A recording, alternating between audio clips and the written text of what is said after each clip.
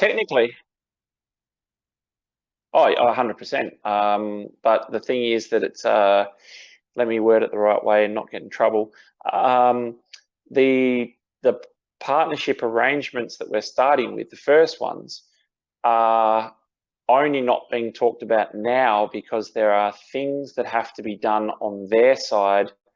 And even though we could go out today and say it's happening and this is what's going to transpire, these people,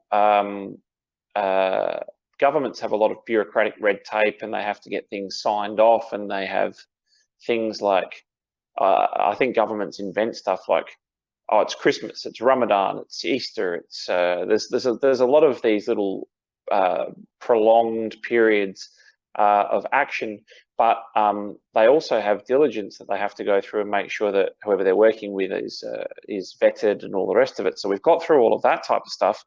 Let me just put it this way: we will be one of the parties working with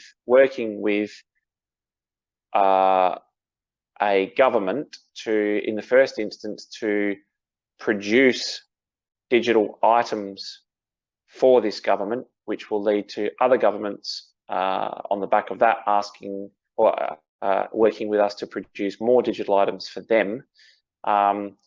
It's not something that hasn't been done before, but it is something that was done successfully before and is likely to become more of a thing. And we're just very honoured that we would be considered to be the people that they should be working with to do this.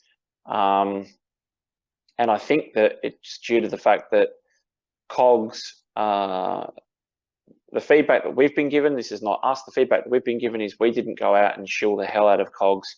We didn't have a $9 million advertising budget.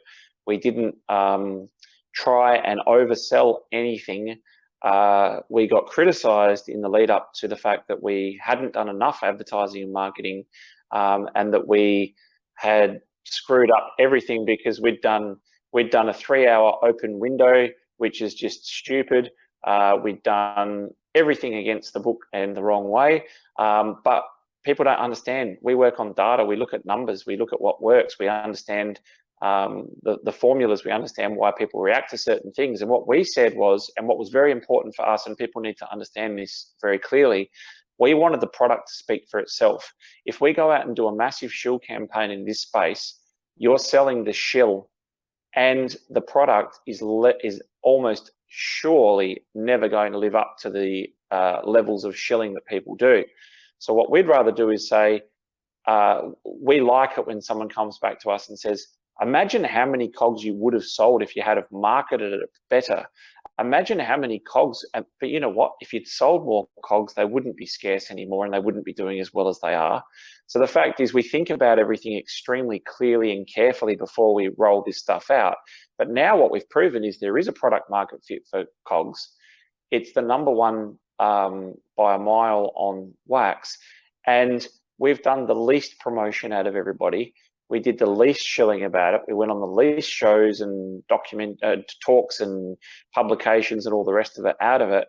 But we spent 18 months making sure that we built it properly, and it wasn't us just jumping on the latest fad. It was, we saw that this was coming, just like the next 2 or 3 products that we released, people are already saying to us now, this is no good, no one needs this yet, this doesn't, but if the fact is we know it's coming.